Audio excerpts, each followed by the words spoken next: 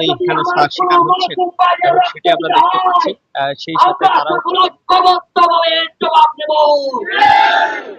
আজকে এই ঘটনা প্রথম নয়, এই ঘটনা অতীতেও হয়েছে। আমরা যদি যেভাবে আজকে হুবাইয়ে যার জন্য আজকে আমরা মাঠে নেমেছি, অতীতে সেইভাবে যে ঘটনা ঘটেছে, অতীতের যদি আমরা সেভাবে মাঠে নামতাম আজকে এই ঘটনা ঘটতো না। আমি আপনাদেরকে অনুরোধ করব যাতে ভবিষ্যতে এইরকম নিকারজনক ঘটনা আর না ঘটে, সেজন্য প্রত্যেকটা প্রশাসনকে সেই দায়িত্ব নিতে হবে। আজকে আমরা যারা এখানে ঐক্যবদ্ধ হয়েছি, আমাদের আজকে একটাই দাবি, আমাদের সেই মাসুম বাচ্চা আজকে আইসিইউতে কাতরাচ্ছে, মৃত্যুর জন্য পাঞ্জা লড়ছে। আমি সরকার মহোদয়কে অনুরোধ করব, প্রশাসনকে অনুরোধ করব, আপনাদের ভুলের জন্য আমাদের বোন আজকে রক্তাক্ত হয়েছে। তার সুচিকিৎসার দায়িত্ব আমাদেরকে নিতে হবে। তাই তার সুস্থ না হওয়া পর্যন্ত যত সুচিকিৎসার দরকার হয়, সরকার মহোদয়ের কাছে আমরা সকল এলাকাবাসী অনুরোধ করব তার যাতে চিকিৎসার দায়িত্ব বা সরকার গ্রহণ করে। সেই সাথে আজকে যারা আমরা এলাকাবাসী রয়েছি, আমাদেরও সকলের দাবি রয়েছে আগামীতে যাতে আমরা এই এলাকায় নিরাপদে সকলে আমরা যাতে ঐক্যবদ্ধ সুশৃঙ্খল ভাবে বসবাস করতে পারি, সেজন্য যাতে আইন শৃঙ্খলার কোনো অবনতি না হয় সেজন্য প্রশাসনকে খুব দৃষ্টি রাখতে হবে। যারা বিজেপি রয়েছেন, আজকে সেনাবাহিনী রয়েছেন, যারা অন্যান্য আইন শৃঙ্খলা বাহিনীর সদস্য রয়েছেন, সকলের কাছে আমাদের অনুরোধ রইল এই আমাদের এলাকাকে একটি শান্তিপ্রিয় এলাকা হিসাবে রক্ষার জন্য আমাদের ভূমিকা অত্যন্ত প্রয়োজন। আরেকটি বিষয়, গতকালকে আমাদের নেতৃবৃন্দ যে দাবিগুলো দিয়েছেন, ইনশাআল্লাহ জামাতে ইসলামের আমির আমাদের সাবেক চেয়ারম্যান নূর আহমদ আনোয়ারি এবং বারবার নির্বাচিত ওকেআর নামে জাতীয় সংসদ সদস্য শাহজাহান চৌধুরী ছিলেন।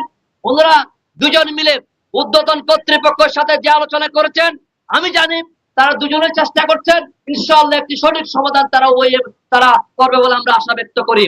তাই সকলকে সুশৃঙ্খল থেকে প্রতিবাদ করার জন্য আমি আহ্বান জানাচ্ছি। আমরা সকল সুশৃঙ্খল ভাবে এই হুবাইয়ে যাওয়ার জন্য সর্বশেষ আন্দোলন সংগ্রাম করে যাব, যাতে সে সুশিক্ষা পায় এবং যাতে করে এই এলাকায় যাতে অন্য কোনো এরকম ঘটনা না ঘটে, সেই বিষয়ে সকলকে ঐক্যবদ্ধ থাকার আহ্বান জানিয়ে আজকের এই মানববন্ধনে সকলের প্রতি তারা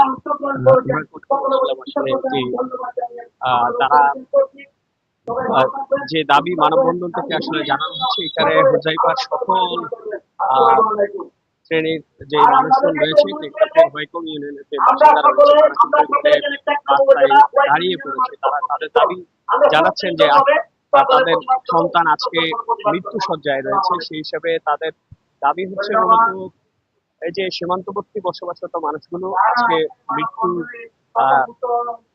ভয়ের মধ্যে মূলত সীমান্ত এলাকায় বসবাস করতে হচ্ছে এবং তাদের কর্ম থেকে শুরু করে যাবতীয় যে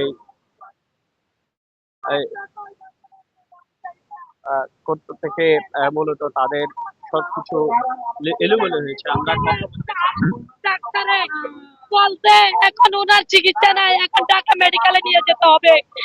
এখন আপনারা একটু সহযোগিতা করেন, আপনাদেরকে ভোট দিয়ে, সরকারকে ভোট দিয়ে আমরা কি বড় করি, আপনাদের বড় করে কি হবে? আমার হুদাইফা আজও চিকিৎসা পাই নাই, এখন ঢাকা মেডিকেলে নিয়ে যেতে হবে। আপনারা ঢাকা মেডিকেলে নিয়ে যাওয়ার জন্য আপনাদের দৃষ্টি আকর্ষণ করছি। আমার মেয়ে হুদাইফাকে আপনারা ঢাকা মেডিকেলে নিয়ে যাওয়ার জন্য ব্যবস্থা করেন। দেশবাসীকে বলতেছি, আমার মেয়ে আজ কোনো চিকিৎসা পায় নাই, সিটাকে কোনো চিকিৎসা করে নাই, আজও গুলি বের করতে পারে নাই আমার মেয়ের। আপনারা একটু সহযোগিতা করেন, দেশবাসীকে বলতেছি আপনারা একটু সহযোগিতা করেন। আপনারা যদি সহযোগিতা না করে সরকার বসে বসে খাবে, সরকার কিছু করবে না, সরকার এমনি এমনি তাকিয়ে থাকছে। তার ক্রিয়াকে ভোট দিয়ে কি করবো আমরা? দর্শক, আসলে কথা বলছিলাম আমরা যে হুজাইফা আফনান তার মায়ের সঙ্গে, তার মা কথা বলছিলেন মূলত এখানে মানববন্ধনের প্রায় শেষ পর্যায়ে লোকজন, তার এলাকাবাসীর লোকজন মূলত গতকাল কেউ সড়ক অবরোধ করে এই ঘটনার প্রতিবাদ জানিয়েছিল। স্থানীয় এবং সেনাবাহিনী সহ প্রশাসনের বিভিন্ন স্তরের কর্মকর্তাদের মধ্যস্থতায় সেটি শেষ হয়েছিল। আজকেও তারা এটির প্রতিবাদ জানাচ্ছে এবং তার মায়ের অভিযোগ হচ্ছে তার সন্তান এখনো বেঁচে আছে এবং তাকে চিকিৎসার জন্য ঢাকা রেফার করা হয়েছে বা উন্নত চিকিৎসা ব্যবস্থা সে পাচ্ছে না বলে তার মায়ের একটি অভিযোগ আপনারা হয়তো শুনছেন এতক্ষণ পর্যন্ত, এবং তার এলাকাবাসীর পক্ষ থেকেও তার সুচিকিৎসার ব্যবস্থা করা হয়েছে। এভাবে আসলে টেকনাফ থেকে গুমদুম এবং ডুমরো এবং নাইকুলছড়ি পর্যন্ত সীমান্ত এলাকাগুলোতে বিভিন্ন সময় মূলত তারা এই মিয়ানমারের বিদ্রোহী গোষ্ঠীগুলোর এবং জান্তা বাহিনীর সাথে সংঘর্ষে গেল 1.5 থেকে 2 বছর পর্যন্ত বাংলাদেশি নাগরিকরা হতাহত হয়ে আসছে। সেটি আমরা খবরে বলে আসছি। এখন পর্যন্ত আসলে এটি থামেনি। 1.5 বছর পরে এসেও রোহিঙ্গা বিদ্রোহীদের সঙ্গে আরাকান আর্মি নতুন করে সংঘর্ষে জড়িয়েছে। এটির প্রভাব কিন্তু বাংলাদেশ সীমান্তে পড়তে শুরু করেছে। তার প্রভাবে কিন্তু বাংলাদেশ সীমান্তবর্তী বসবাসরত মানুষগুলো রীতিমতো মৃত্যু হাতে নিয়ে বা মৃত্যুর ভয়ে দিন যাপন করছে বলে তারা আমাদেরকে জানিয়েছিল। এই ছিল আসলে টেকনাফ সীমান্তে মিয়ানমারের বিদ্রোহী গোষ্ঠী আরাকান আর্মি এবং রোহিঙ্গা বিদ্রোহী গোষ্ঠীর মধ্যে